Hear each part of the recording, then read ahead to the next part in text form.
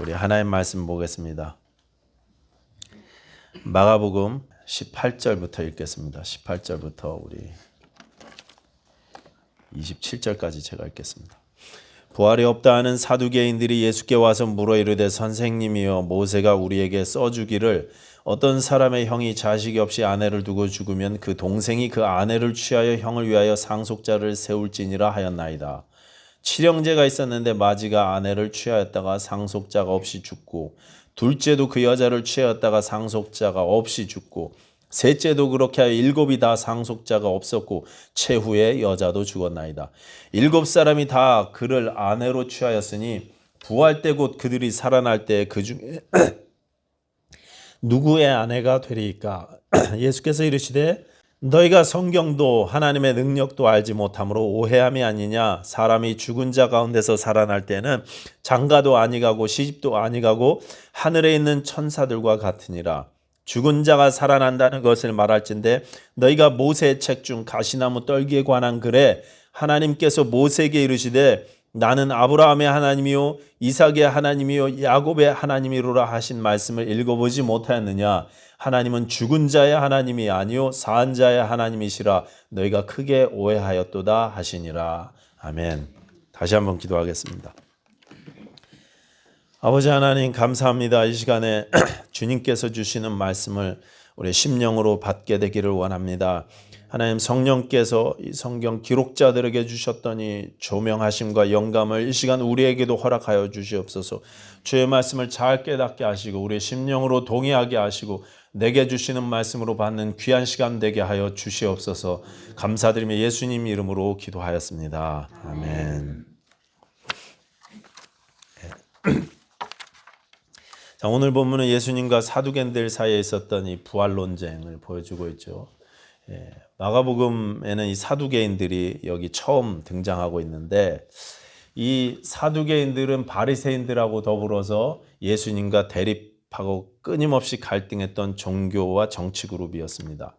사두개인들은 자신들이 다윗 시대의 대제사장이었던 사두개 후예다 그래서 사두개인이다 이름을 이렇게 붙였다 하는 주장들이 있는데 그게 정확한 주장인지는 모르겠고 이 사두개라는 이름이 어디서 왔는지는 아주 확실히 알려져 있지는 않지만 당시 고대 이스라엘의 제사장 직분이나 대제사장 직분은 모두 다 이 사두개인들이 장악하고 있었습니다.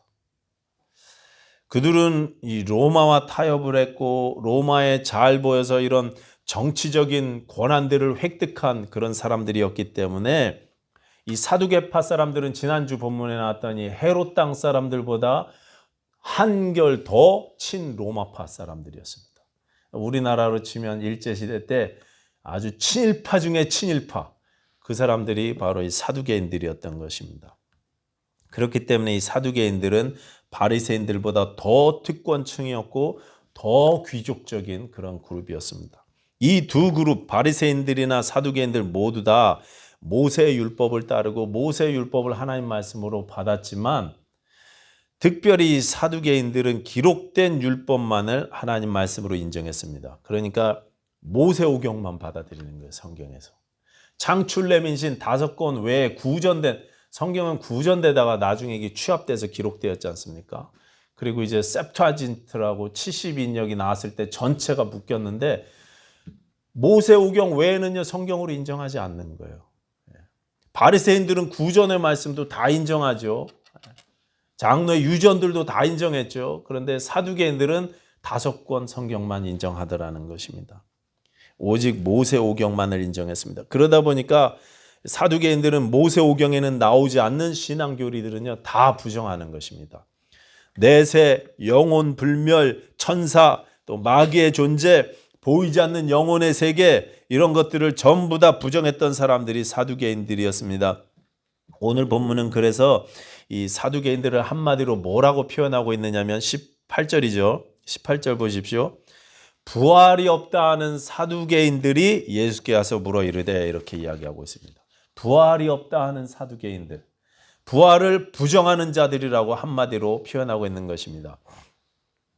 이 사람들은 바리새인들하고 사사건건 부딪혔지만 가장 첨예하게 대립했던 것이 바로 부활 사상이었습니다. 부활이 없다는 것입니다. 이들이 바리새인들과 논쟁할 때마다 사용했던 이 부활을 부정하는 논리가 바로 오늘 본문에 나오는 내용이었습니다.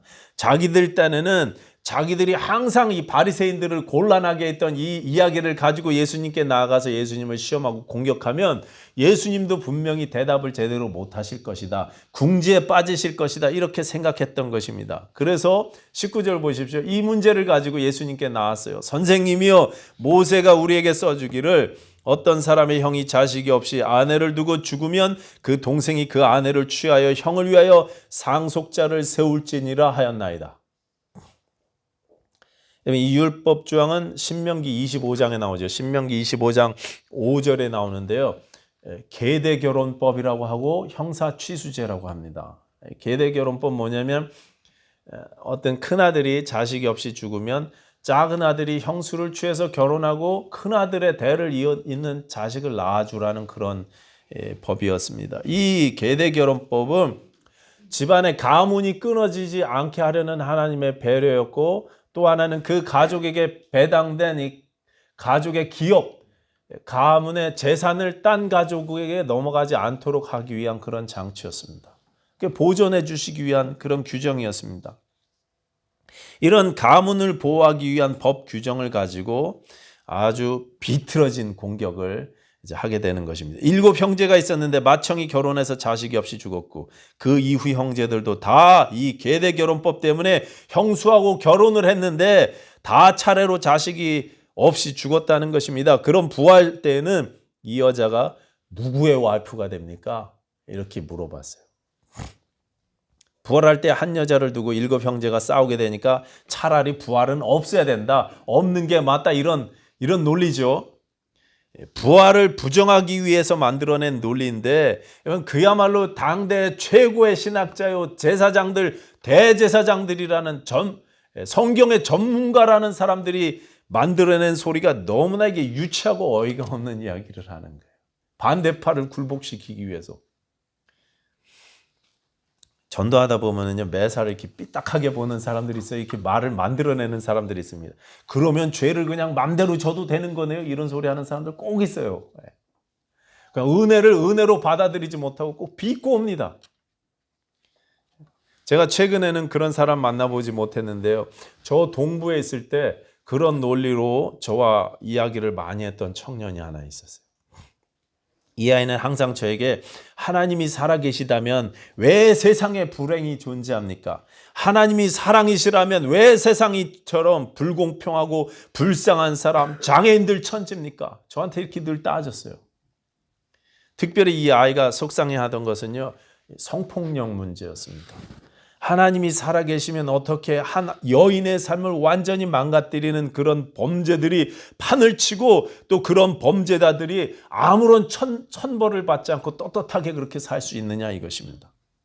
그 친구하고 대화하다 보면 자꾸 세상의 어두운 면을 이야기하고 세상의 죄악된 모습을 부각시키는 것입니다. 그렇게 하나님의 존재를 부정하고 싶어 했어요. 건강하고 밝은 이야기를 하지 않아요. 지금도 영적인 세계를 부정하고 현실에만 매달리며 부활과 영생 심판을 부정하는 사람들은 별의별 이상한 이야기들 많이 합니다. 딱 이 사두개인들 같습니다.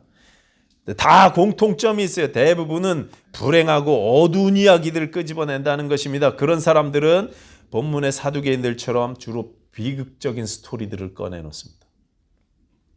본문의 이야기도 만약 실제 이런 일이 있었다면 얼마나 슬프고 비극적인 일입니까? 7번 결혼해서 7번 장례를 치렀어요. 7번 남편을 먼저 보냈어요. 스토리를 만들어도 아주 비극적이고 극단적인 상황을 만드는 것입니다. 그만큼 그들의 마음이 어둡기 때문에, 왜곡되어져 있기 때문에, 그 마음에 하나님이 안 계시기 때문에 이 법을 주신 하나님의 본뜻을 왜곡해서 이딴 소리하고 앉아있는 거예요. 당대 최고의 신학자들이 말이죠. 오늘 보면 24절을 보시면 예수님은 그들에게 너희가 성경도 모르고 하나님도 모른다 이렇게 말씀하셨어요. 모세오경만 믿는다고 주장하고 모세오경에는 없는 부활이 없어서 안 믿는다고 이야기하지만 그렇지 않다는 거예요. 너희가 그 모세오경마저도 제대로 알지 못한다는 것입니다. 그러시면서 그들이 믿는 모세 오경 안에 있는 내용 중에 한 부분을 언급하셨어요. 26절이죠. 26절. 죽은 자가 살아난다는 것을 말할진대 너희가 모세의 책 중에 가시나무 떨기에 관한 글에 하나님께서 모세에게 이르시되 나는 아브라함의 하나님이 이삭의 하나님이요 야곱의 하나님이로라 하신 말씀을 읽어보지 못하였느냐. 여기 말씀하신 모세의 책은 출애굽기죠. 그들이 성경으로 인정하는 책입니다. 모세에게 처음 하나님이 나타나셨을 때 불붙은 떨기나무의 모습으로 나타나셨습니다. 그때 하나님께서 뭐라고 말씀하셨냐? 나는 내 조상의 하나님이니 아브라함의 하나님, 이삭의 하나님, 야곱의 하나님이니라 그러셨어요. 나는 아브라함의 하나님이다 이렇게 말씀하셨습니다. 나는 아브라함의 하나님이었다 이렇게 말씀하시지 않습니다. 옛날에 살았다가 죽었던 누군가의 하나님이 아니고 지금 살아있는 자의 하나님이라는 뜻입니다. 하나님의 이름이 아예 I am이에요. I am. 이 뜻은 하나님이 영원히 살아계시다는 뜻이고 지금 죽은 자가 죽은 것이 아니라 살아있다는 뜻이고 그분이 하나님이 여전히 오늘날 내 하나님이라는 그런 뜻입니다. I am. 여호와라는 이름이 그거잖아요. 그렇죠? 나는. I am that I am 이게 우리 하나님 이름 아닙니까? 그래서 오늘 예수님께서는 이렇게 말씀하십니다. 27절 하나님은 죽은 자의 하나님이 아니요 산 자의 하나님이시니라. 너희가 크게 오해하였도다. 산 자의 하나님. 오늘날 나에게 함께 하시는 하나님. 오늘날의 하나님. 너희가 크게 오해하였도다. 너희가 성경도 모르고 하나님의 능력도 모른다. 여러분 잘못 알고 있으니까 잘못 믿는 거예요. 잘못 알면 잘못 믿습니다. 하나님을 죽은 자의 하나님으로 잘못 아니까 엉뚱한 믿음으로 잘못 믿는 것입니다. 하나님을 율법의 하나님으로 잘못 아니까 이상하게 믿는 거예요. 내가 죄에 넘어지면 막 번개 때리시고 벌 내리시는 분으로 믿어요. 부들부들 떨면서 신앙생활합니다. 잘못 알고 있어.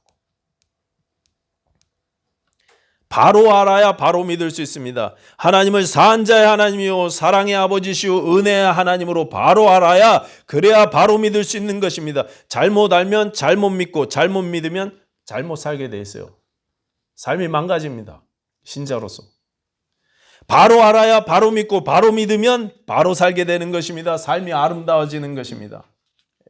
우리가 하나님을 산 자의 하나님으로 바로 알게 되면 그런 신자의 삶은 생명이 넘치는 것입니다.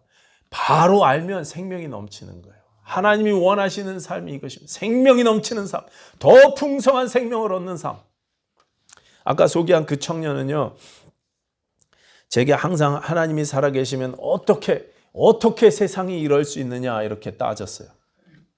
어떻게 그런 범죄자가 떳떳하게 그렇게 천벌을 받지 않고 살 수 있느냐 이렇게 따졌는데 정작 자기 자신도 그런 삶을 살았어요. 하나님을 잘못 알고 잘못 믿으니까 이 녀석이 잘못 사는 것입니다. 삶이 완전히 망가져 버리는 것입니다. 이 녀석이 늘 교도소에 들락거리고 교도소에서도 다른 죄소자들하고 계속 폭력을 일으켜서 문제가 되고 퇴소할 때까지 속색했어요. 퇴소할 때까지. 제가 그 녀석이 원래 심성이 착한 아이라는 것을 알기 때문에 늘 관심을 갖고 기회가 될 때마다 대화했었지만 그 친구는요 하나님을 바로 알지 못했어요. 오해했습니다. 벌레신 분으로 벌 내려야 하는 분으로 알고 있었어요. 그래갖고 자기가 그런 삶을 살아요. 자기가 나중에 그렇게 비난하던 그런 삶을 자기가 살았어요. 하나님이 산 자의 하나님이시라는 사실을 아는 성도는 삶에 생명이 넘칩니다. 삶에 생명이 넘쳐요. 그런 신자들은 혹시 인간적으로 불행한 일을 만난다 해도 세상을 어둡게 보지 않습니다. 예수님의 눈으로 볼 수 있게 됩니다. 하나님이 오늘날 나의 하나님 되심을 믿기 때문에 오늘날에도 살아계셔서 나의 하나님이라는 사실을 믿기 때문에 흔들리지 않는 것입니다. 여러분 데이빗 브레이너드라는 분 아시죠? 데이빗 브레이너드의 일기, 이 책으로 아주 유명하신 분인데 이분은 대각성 운동의 주역이었던 조나단 에드워즈의 사위였습니다. 사실은 사위가 아니고 사위로 딸과 약혼했던 사이였어요. 코네티컷주에서 태어났는데 8살 때 아버지가 돌아가셨어요. 그리고 14살 때 어머니마저 잃었습니다. 14살에 고아가 됐어요. 그 영향으로 평생 우울증과 결핵을 안고 살았다 그래요. 21살 때 회심하고 예수님을 영접했고 그 이후에 말을 타고 다니면서 이 산 속 저 산 속을 다니면서 미국의 원주민 인디언들에게 선교를 했던 인디언 선교사님, 인디언 선교사의 아버지가 바로 이 데이빗 브레이너드였습니다. 그런데 선교사에게 그렇게 헌신하다가 이분이 폐질환으로 30살을 채 살지 못하고 29살이 조금 넘은 나이에 돌아가셨어요.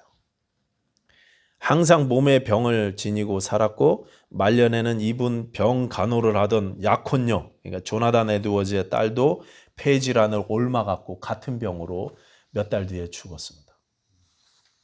이분은 4년 정도, 비극의 연속이죠. 그러니까 인생에 4년 정도 사역을 감당했는데 인디언 선교사로 그렇게 헌신하다가 돌아가셨는데 이분이 그 4년 동안 일기를 쭉 쓰셨어요. 하루하루 하나님께서 함께 하신 하나님을 위해서 했던 그런 일들을 쭉 쓰셨는데 나중에 이분이 죽고 나서 그 일기가 이제 조나단 에드워즈가 책으로 편집해서 내갖고 우리가 그 내용을 알게 된 것입니다. 그 일기책에 보면 내용이 지루할 정도로 늘 아프다는 소리밖에 없어요. 아프다. 몸이 아프다고. 뭐 피를 토했다. 고열로 죽을 뻔했다.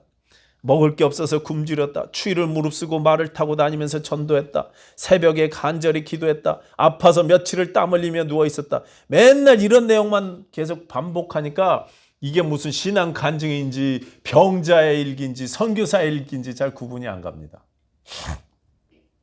무슨 기적이 나타났다. 수백 명이 예수 믿었다. 뭐 빌리그레암 목사님처럼 한국의 여의도라는 데 갔더니 100만 명이 막 집회로 모이더라. 이런 은혜스러운 간증이 일기장에 나오면 참 좋을 텐데 그런 말은 한마디도 안 나오고 죄다 아프다는 소리만 나요. 아프다는 소리.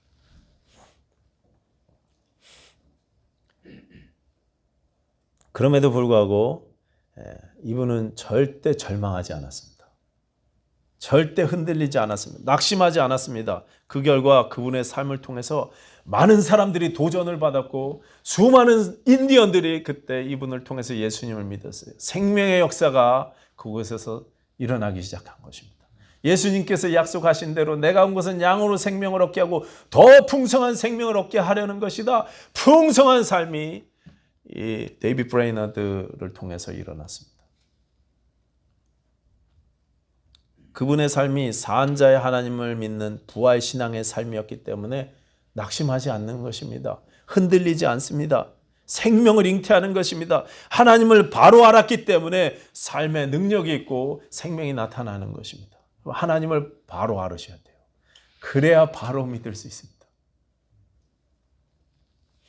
30년 짧은 생에 사별하고 병들고 고생하고 굶주리고 고통당하는 삶을 살다가 떠났지만 예수님이 부활의 주님이심을 정확히 알았던 것입니다. 나는 부활이요 생명이다. 나를 믿는 자는 죽어도 살겠고 무릇 살아서 나를 믿는 자는 영원히 죽지 아니할 것이다. 이것을 네가 믿느냐? 그 말씀에 분명히 아멘할 수 있는 분이었기 때문에 이분은 죽지 않는 것입니다. 흔들리지 않는 것입니다. 영원한 생명이 넘쳐났던 것입니다. 가끔 이 가짜 꽃 보면 조화 보면 예쁘다가도 이렇게 가서 저도 만져보잖아요. 이게 진짜 꽃인가 가짜 꽃인가 이렇게 만져보고 가짜면 에이 가짜네 그러면서 우리가 가잖아요. 그렇죠? 진짜면 좋았을 텐데 하는 마음으로. 이건 조화는 살아있지 않기 때문에 우리에게 보기는 좋은데 아무런 감동을 주지 못합니다. 죽은 꽃이기 때문에. 어떤 사람의 믿음이 겉모습이 아무리 대단해 보이고 훌륭해 보여도 그분의 믿음이 정말 살아있는 믿음이 아니라면 그런 믿음은 아무런 능력을 발휘하지 못합니다. 아무런 생명 역사가 일어나지 못하는 것입니다. 하나님을 기쁘시게 할 수 없습니다. 하나님을 산자의 하나님으로 알지 못하면 우리의 믿음은 죽은 믿음이에요. 그런 믿음으로는 아무런 능력도 아무런 생명도 잉태하지 못하는 것입니다. 고난과 역경이 오면 넘어지고 삶이 송두리째 흔들리고 마는 것입니다. 믿는 자다운 삶이 평상시에는 안 나타나도 어려울 때 고난이 올 때 나타나야 되지 않습니까? 근데 똑같아요. 세상 사람하고. 그러나 하나님을 죽은 자의 하나님이 아니라 산 자의 하나님으로 바로 알게 될 때 우리의 믿음이 살아있는 믿음이 되고 우리 삶에 생명이 넘치게 될 줄로 믿습니다. 우리가 하나님이 산 자의 하나님이심을 믿게 되면 우리는 이 땅의 것만 바라보지 않게 되죠. 자연스러운 결과죠.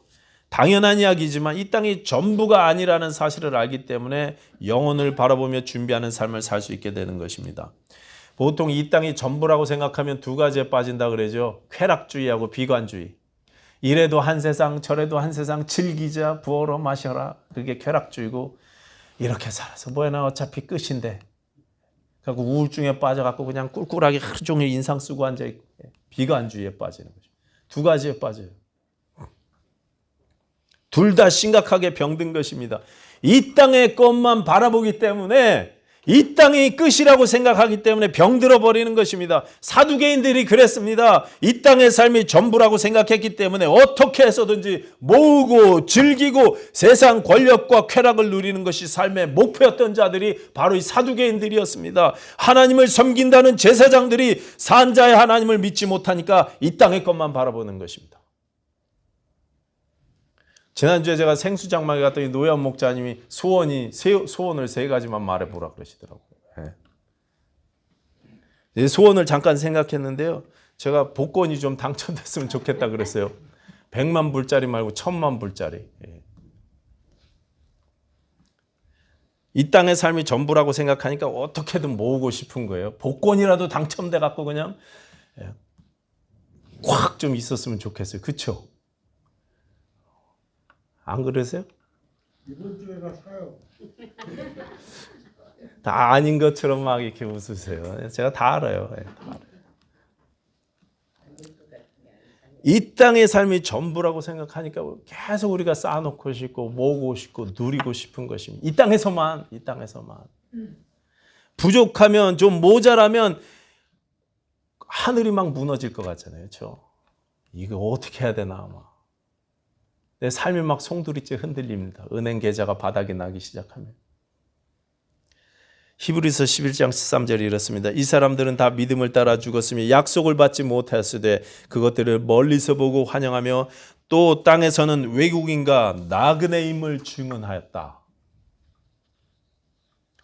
히브리서 11장은 믿음의 조상들 쭉 이야기한 다음에 그분들이 이 땅을 나그네처럼 살다가 갔다 그렇게 말씀하십니다. 살아계신 하나님, 산자의 하나님을 알았기 때문에 그들은 이 땅만 바라보지 않았습니다. 저 하늘을 바라보면서 살았습니다. 우리 믿음의 조상들이 다 그렇게 살다가 가셨어요. 다. 그런데 우리는 왜 이 땅만 바라보면서 살고 있습니까? 왜 우리는 복권 긁을 생각만 하고 있느냐 이것입니다. 우리가 신앙인이면서도 왜 돈거리면서 사느냐 이거예요. 왜? 우리는 신자로서 눈에 보이지 않는 세상을 늘 생각하면서 살 수 있는 사람들이 돼야 되는데 왜 눈에 보이는 세상만 전부라고 착각할 때가 많느냐 이것입니다. 신자인데도. 육신을 위해서 내가 시간을 투자하고 애쓰고 노력하는 것, 또 즐기면서 사는 것 중요합니다. 해야 합니다. 그러나 여러분 저 하늘나라를 위해서 내 삶을 해야 한다는 사실도 너무나 중요하다는 거 잊지 말라는 것입니다. 아니 그게 훨씬 더 중요하다는 사실을 잊지 말라는 말씀입니다. 그것이 너무나 귀하다는 사실. 언젠가는 산자의 하나님 앞에서 결산할 날이 반드시 온다는 사실을 잊지 마시라는 말씀입니다. 내가 계속 이렇게 살아도 되는지, 이렇게 신앙생활하는 거 하나님이 기뻐하실지, 내 삶을 이 땅의 안락함이 아니라 저 영혼을 위해서 내가 얼마나 투자하면서 살고 있는지 여러분 계산 한번 해보십시오. 계산. 내가 얼마나 투자했는가. 내 인생을 지금 하나님 앞에 얼마나 드리고 있는지. 마태복음 6장 19절부터 20절 사이에서 예수님은 산산수훈에서 이렇게 말씀하셨어요. 너희를 위하여 보물을 땅에 쌓아두지 말아라. 아시죠? 보물을 하늘에 쌓아두라 그렇게 말씀하셨어요. 하늘에 여러분 얼마나 보물을 쌓아두고 살고 계십니까? 얼마나 하늘에 투자하셨습니까? 이거는 지금 돈 이야기 하는 거 아니에요. 교회 헌금해라 그런 이야기 하는 거 아닙니다. 여러분의 삶을, 인생을 하나님 나라를 위해서 얼마나 드리면서 헌신하면서 살고 있느냐 이것입니다. 삶을 어디에 투자하고 있는지 묻고 계시는 것입니다. 하나님이 산자의 하나님을 믿고 영혼에 투자하실 수 있는 저와 여러분들 되시기를 빌겠습니다. 여러분, 현대판 사두개인들이 되지 마시기 바랍니다. 이 세상이 전부가 아니라는 사실 우리가 알잖아요. 근데 이 세상이 전부인 것처럼 산다는 거예요, 우리가. 전에 페이스북에 어떤 미국 목사님이 이런 글 쓰셨어요. 죽음은 비극이 아닙니다. 신자에게 죽음은 영혼을 향해 들어가는 문입니다. 죽음은 비극이 아니지만 예수 없는 죽음은 비극입니다. 그렇게 썼어요. 예수 없는 죽음은 비극입니다. 하나님이 사한자의 하나님 되심을 믿지 못하면, 그래서 예수를 내가 소유하지 못하면 그런 삶은 비극으로 마치는 것입니다. 소망 없는 삶이 되는 것입니다. 반면에 우리가 하나님을 죽은 자의 하나님이 아니라 사한 자의 하나님으로 알게 되면 소망이 넘칩니다. 절망하지 않습니다. 디모데후서 4장 6절부터 8절까지 사도가 이렇게 말합니다. 나의 떠날 기약이 가까웠도다. 나는 선한 싸움을 싸우고 나의 달려갈 길을 마치고 믿음을 지켰으니 이제 후로는 나를 위하여 의의 면류관이 예비되었으므로 주 곧 의로우신 재판관이 그날에 내게 주실 것이며 내게만 아니라 주의 나타나심을 사모하는 모든 자에게 도니라. 그동안 나는 애쓰며 살았는데 내가 억울하다. 장가도 못 가보고 관광도 못 해보고 맛있는 것도 못 먹어보고 이것도 못하고 저것도 못하고 이렇게 감옥에서 외롭게 삶을 마쳐야 되니까 나는 정말 억울하다 이렇게 말씀하신 게 아니고 나를 위하여 의의 면류관이 예비되었도다. 낙심하지 않는 것입니다. 절망하지 않는 거예요. 끝까지 내가 떠나도 남아있게 될 사역자들을 위해서 편지를 남기면서 용기를 주는 거예요. 절대 흔들리지 않습니다. 산자의 하나님이심을 믿기 때문에 그렇습니다. 여러분, 하나님은 항상 살아계십니다. 아브라함의 하나님, 이삭의 하나님, 야곱의 하나님, 그분이 이 시간 저와 여러분의 하나님이시고 우리 21세기의 하나님 되십니다. 그 하나님은 아브라함에게 100세의 아들을 주셨습니다. 그 똑같은 하나님이 나에게도 소망 주실 줄로 믿습니다. 그 하나님은 이삭에게 가뭄 중에서 기근 가운데도 100배의 축복을 주신 하나님이세요. 그 똑같은 하나님께서 저와 여러분에게도 넉넉하고 부유하게 채워주실 줄로 믿습니다. 그 하나님은 거짓말장이요 사기꾼이었던 야곱을 변화시키셨습니다. 그렇기 때문에 더럽고 추한 나도 변화시키셔서 충분히 주의 일꾼으로 만들어 주실 수 있는 분인 줄로 믿습니다. 오늘 아침에 교회 건물이 전체가 정전이 됐어요. 아침에 제가 샌달스 교회 2부 예배 들어갔더니 껌껌한데 사람들이 웅성웅성 앉아 있는데 막 이제 반주 찬양 리더들이 나왔다가 탁 터지고 어떻게 해야 되나 막 하는 와중에 그냥 스피커도 없이 그분들 전자악기 쓰는데 전자악기 없이 통기타를 가지고 북치면서 찬송하더라고요. 그리고 이 스크린 설교가 안 돼서 모임 목사님이 또 설교했는지 모르겠는데 모임 목사님이 나오셔서 마이크 없이 이렇게 설교를 하셨어요. 설교하시는데 자기 간증을 하시더라고요. 간증을 하시는데 이분이 오늘 아침에 교회 왔더니 전기도 다 나갔지. 이거 어떻게 예배 드려야 되나 막 정신없는데 바깥에 오시다 보셨는지 모르는데 전봇대 아저씨들 붙어갖고 막 동네가 다 나갔나 봐요. 번개 맞았다 그러더라고요. 그래서 막 이게 막 고치고 있는데 이분이 예배를 어떻게 해야 되나. 근데 또 어떤 분이 오셔서 강대상에서 모르는 분이 오셔서 자꾸 막 질문을 하고 마음은 바쁜데 자꾸 이상하게 시비를 걸고 그래서 마음이 굉장히 힘들었대요. 그런데다가 요즘에 이 목회 때문에 본인이 지치고 마음이 지치고 그렇죠. 13개 캠퍼스 다른 교회들은 다 부흥하는데 우리만 안 그런 것 같아갖고 너무 일이 힘들고 목회 사역이 거기다가 요즘에 사모님하고 부부 관계가 별로 안 좋으시다고 그렇게 이야기하시더라고요. 가정생활도 너무 힘들고 우울증이 있는 것 같아갖고 마음이 힘들어지고 그러셨대요. 모임 목사님이 본인이 우울증이 있는 것 같다고 이렇게 고백하시더라고요. 그러나 하나님이 나의 하나님 되심을 믿고 내가 이길 수 있다 그렇게 고백하셨어요. 열심히 찬송하고 예배할 때 하나님이 우리의 가정과 교회를 지켜주실 줄 믿는다고 그렇게 고백하셨습니다. 여러분, 하나님은요 산자의 하나님이십니다. 저와 여러분의 하나님이십니다. 우리 21세기 침례교회 하나님이십니다. 그 하나님이 내 아버지 되심을 믿고 생명 넘치는 삶 되시기를 축원합니다. 이 땅이 아니라 영혼을 바라보며 영혼에 투자하는 믿음 갖게 되시기를 예수님 이름으로 부탁드리겠습니다. 여러분, 어떤 경우에도 절망하지 않고 흔들리지 않는 믿음의 용사들 다 되실 수 있기를 예수님 이름으로 축원합니다. 기도하겠습니다. 하나님, 우리가 살아있는 믿음 갖게 되기를 원합니다. 우리 아버지만 바라보며 예수 그리스도만 바라보며 승리하는 삶 되게 하여 주시옵소서. 감사드리며 예수님 이름으로 기도하였습니다. 아멘.